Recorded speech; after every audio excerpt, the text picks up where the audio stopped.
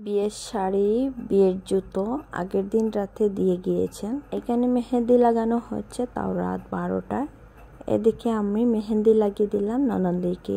আর এইটা তরমুজ দিয়ে বানানো হচ্ছে, এত সুন্দর লাগছিল। হ্যালো এভরিওয়ান, আসসালামু আলাইকুম। সবাই কেমন আছেন? আশা করছি সবাই ভালো আছে। আজকে চলে আসছি বিয়ে বাড়িতে, তাও আমার পিসি শাশুড়ি ননদের বিয়ে।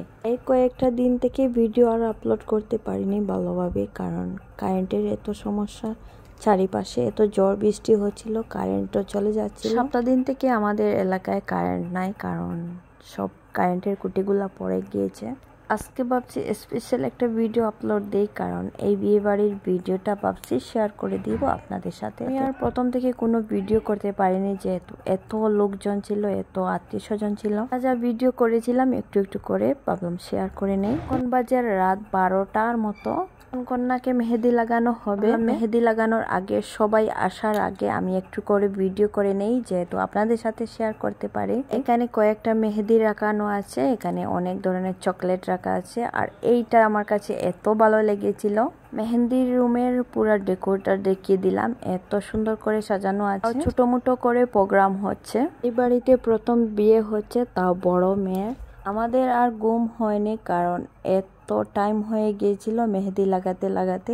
গরমের দিন বিয়ে বাড়িতে কার কার গেলে ভালো লাগে, তাও আমাকে কমেন্ট করে জানাবেন। আমার তো মুঠেও ভালো লাগে না, কারণ গরম তো গরম, মানুষের ভিড়ে আরো গরম লেগে যায়। কালো কাপড় একটা পরা যায় না, খেতেও ইচ্ছে করে না এত গরমের মধ্যে। বাচ্চাদেরকে নিয়ে গেলে বাচ্চারাও অশান্তি করে, কোনো জায়গায় বসতেই দেয় না ভালোভাবে। এদিকে তরমুজ দিয়ে বানানো হচ্ছে, এত সুন্দর সুন্দর করে গুলগুল করে মিষ্টির মতো। আমার দেখে এত ভালো লেগেছিল, তাই আমি মিষ্টি না খেয়ে আমি এইটা খেয়ে নিলাম। আমার এত সুন্দর লেগেছিল, কারণ এটা ফ্রুটস তো আর ক্ষতি করবে না।